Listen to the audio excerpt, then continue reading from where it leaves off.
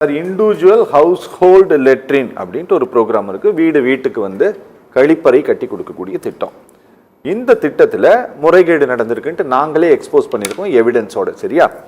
ஆனால் சார் சொல்கிறபடி இந்த பிரதம மந்திரி ஆவாஸ் யோஜனா திட்டம்னு நினைக்கிறேன், அந்த வீடு கட்டி கொடுக்கறது. அதில் ஸ்டேஜ் பை ஸ்டேஜ் புகைப்படத்தை பதிவிட்டால் மட்டும்தான் பணம், இல்லைன்னா கிடையாது. சரிங்களா? இதில் ரெண்டாவது, அதில் வந்து மிக குறைவான 25% மட்டும்தான் மத்திய அரசு கொடுக்கறது, மீதி இருக்கக்கூடியதை மாநில அரசாங்கம் தான் கொடுக்குது அந்த திட்டத்துக்கு. இப்போ இவர்கள் சொல்லக்கூடிய இந்த சார்ஜ் எல்லாம், இதெல்லாம் எந்த ப்ரூஃப்மே இல்லாமல் சார்ஜ் பண்ணுறாங்களா, இல்லை அந்த மாதிரி ஏதாவது நடந்திருக்கா? அதாவது முதல்ல ஒன்றிய அரசு உரிய தொகையை உரிய வகையில் ஒதுக்குவது இல்லை. அதை வந்து தாவேக்கா கேள்வி கேட்பது இல்லை. ஒன்றிய அரசை பார்த்து எந்த கேள்வியும் கேட்பதில்லை.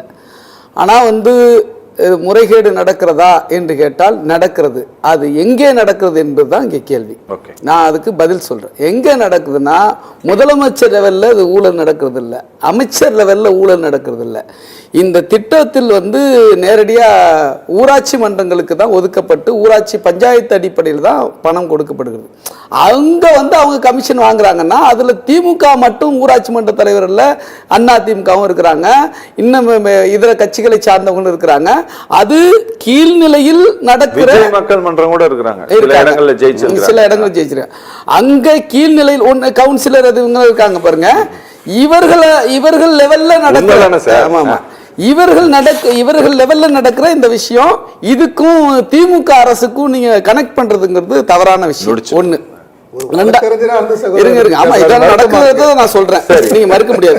இன்னொரு விஷயம் என்னன்னா, இவங்க ரெண்டு பேருமே அண்ணன் சூரிய பிரகாசம் அவர்களும் நம்ம செல்வ பாரதி அவர்களும் கல்வி இங்க 208 ஸ்கூலை மூடிட்டாங்க. 208 ஸ்கூலை மூடி இருக்கலாம் சார், ஆனா கல்வி அதனால வந்து இங்க டிராப் அவுட் இருக்கா, அதனால இங்க சேர்க்கை எண்ணிக்கை குறைந்து இருக்கிறதா, அல்லது இங்கே வந்து நீங்கள் குறிப்பிட்டதை போல வந்து டிராப் அவுட் என்பது 0% என்பதை நேற்றுக்கு வந்து நான் அறிவிச்சிருக்காரு அன்பில் மகேஷ் பொய்யாமல். இருங்க கொஞ்சம் இருங்க, நீங்க பேசுனீங்க, நான் ஏதாவது குறிப்பிட்டேன், நேரமே கொடுக்கல, நீங்க கேட்டுங்க.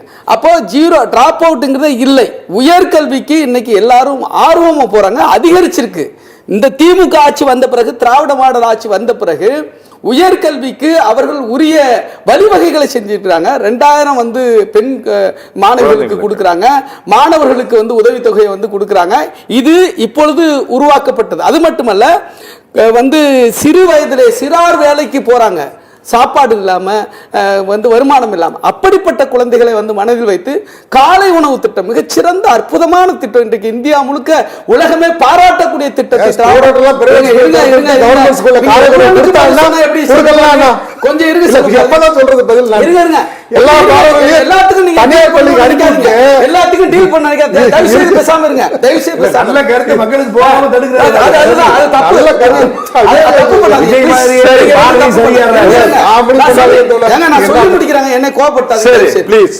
காலை உணவு திட்டம் வந்து கொண்டு வந்தது. நான் என்ன கேட்கிறேன், இன்றைக்கு கல்வி 6 முதல் 12ஆம் வகுப்பு வரை அரசு பள்ளியில் படித்தவர்களுக்கு இன்றைக்கு வந்து மருத்துவ கல்வியில வந்து உரிய வழிவகைகள் முன்னுரிமை தமிழ்நாடு அரசு கொடுக்குது, இல்லைன்னு சொல்ல முடியாது. அதே மாதிரி நான் உங்களை பார்த்து கேட்கிறேன், தாவேக்காவை பார்த்து கேட்கிறேன், நீங்கள் 3428 கோடியை கல்விக்கு ஒதுக்க வேண்டிய நிதியை ஒதுக்க மறுக்கிற ஒன்றிய பாஜக அரசை நீங்கள் கேள்வி கேட்டிருக்கிறீர்களா?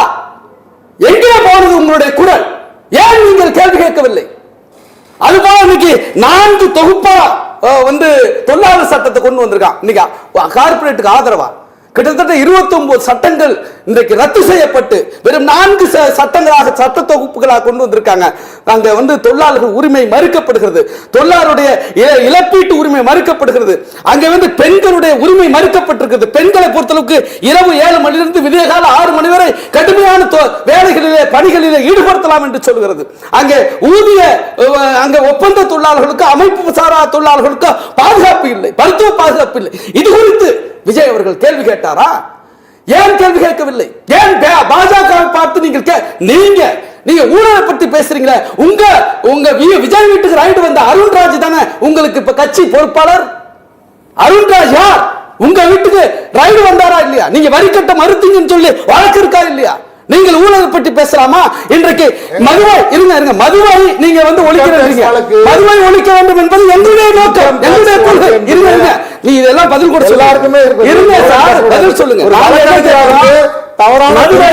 கிராமங்கள் தோறும் கொண்டு போய் சேர்த்தவர் ஜெயலலிதா அவர்கள். கிராமங்கள் தோறும், ஊராட்சி தோறும், அங்கே இந்த கிராமங்கள் சேர்ப்பார்கள். இது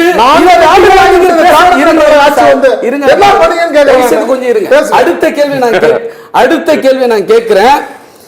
நீங்க எல்லாம் போதை பொருள் ஊழல்லாம் நீங்க பேசுறீங்க சார். நீங்க பேசுறதுக்கு உங்களுக்கு எந்த விதமான தகுதி இல்லைன்னு நான் சொல்றேன், குற்றம் சாட்டுறேன். நாளைக்கு வந்து நீங்க ஆதரவு அர்ஜுனா கூட வச்சிருக்கீங்க.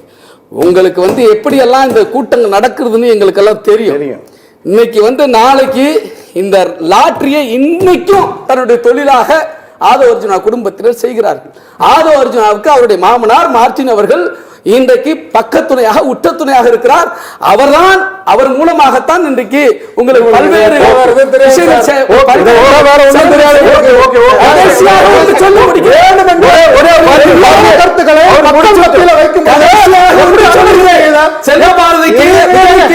கடைசியாக ஒன்று சொல்லுகிறேன். இன்றைக்கு சொல்லுகிறேன், அண்ணன் சொன்னதை போல பாஜகவுக்காகத்தான், பாஜகவுடைய ஒரு செயல் திட்டத்தின் தவிர வேற எந்த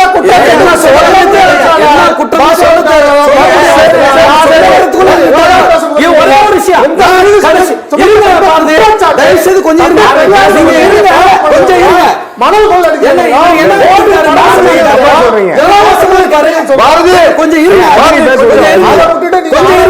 நான் சொல்லுகிறேன் சார், இன்றைக்கு கிறிஸ்தவர்களுடைய வாக்குகளை, அதே போல இஸ்லாமிய வாக்குகளை, அதே போல முதல் தடவை சும்மா தேவை பேசிட்டு இருக்கேன். பேச விடுங்க, உங்களை பேச விட்டல மட்டமா இருக்கிறீங்க. நான் என்ன கேட்கிறேன்னா,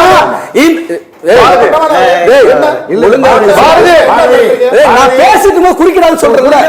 சும்மா மட்டமான ஆமாங்க, குறுக்கிட்டாதான் சொல்லுவேன்.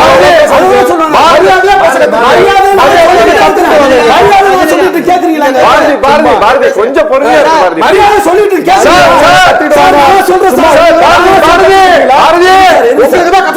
கொஞ்சம் இருங்க சார். பேச முடியாது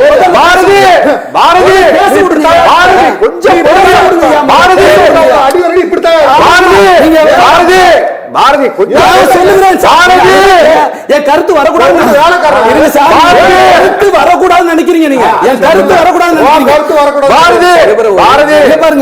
கொஞ்சம் பொறுமையா இருக்க பாரதி. என்ன பேச விட மாட்டேங்கிறீங்க. மரியாதை பேசுறேன்.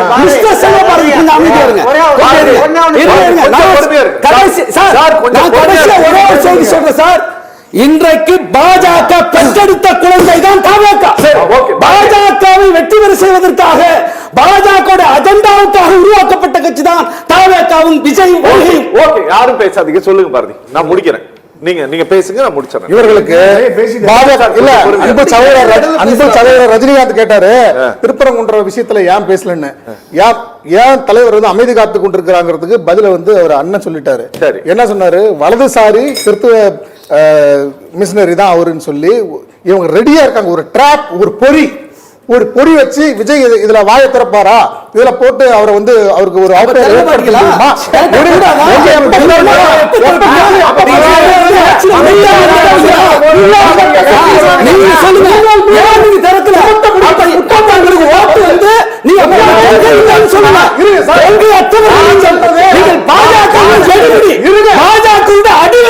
பாஜகவால் உருவாக்கப்பட்ட ஒரு கைகூலி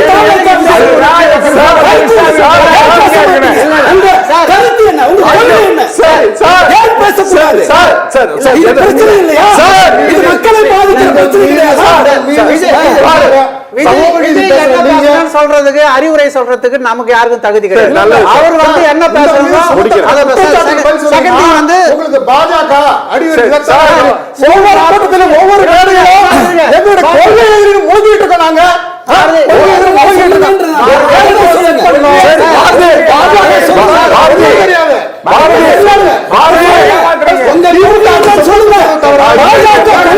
சொல்லுங்க பாஜக கொள்கை என்னன்னு சொல்லுங்க. நான் என்ன கேக்குறேன், செல்வ பாரதி கிட்ட மரியாதையோட கேக்குறேன், அன்போடு கேக்குறேன், பாஜக கொள்கை என்ன சொல்லுங்க. உங்க கொள்கை எதிரி தானே, அவங்க கொள்கை உங்களுக்கு தெரிஞ்சிருக்குங்க. பாஜக கொள்கை என்னன்னு தெரியாதா? 20 வருஷமா அரசியல் இருக்காங்க. நீங்க மட்டும் தான் அரசியல் தெரியும். சொல்லுங்க, நான் உங்களுக்கு தெரியாதுன்னு சொல்ல பாரதி, சொல்லுங்க சார் ஒரு நிமிஷம் இருங்க சார். தெரியாது ஆர்எஸ்எஸ் கொள்கை பாஜகவோட கொள்கை சொல்லுங்க சார், என்னன்னு சொல்லுங்க சார்.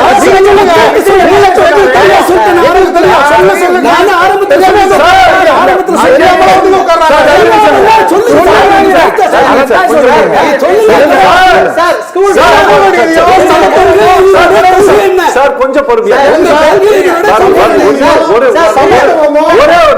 அப்ப மட்டும் பாட்டு மட்டும் சொத்து மாதிரி பேசுறீங்க. எல்லாருக்கும் எல்லாம் தெரியும் சார்.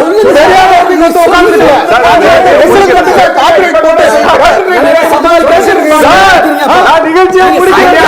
இல்ல டிராப் அவுட்டுக்கு சார் அல்ல கூகுள்ல வந்து அத சும்மா அப்படியே 5% அத போய் சென்ட்ரல் கவர்மெண்ட் இது கூகுள் கிடையாது, central government sir central government கொடுத்தது 8.5%. சார் ரொம்ப நன்றி சார், ரொம்ப நன்றி. இல்ல நான் முடிக்கிறேன். முடிக்கிறேன். பாஜகவோட கொள்கை என்னன்னு விஜய் சொல்லல பரவாயில்ல, எங்க பாரதியா சொல்லுங்க. ரொம்ப நன்றி சார். நன்றி. மீண்டும் மற்றொரு நிகழ்ச்சியில் சந்திக்கலாம். நன்றி, வணக்கம்.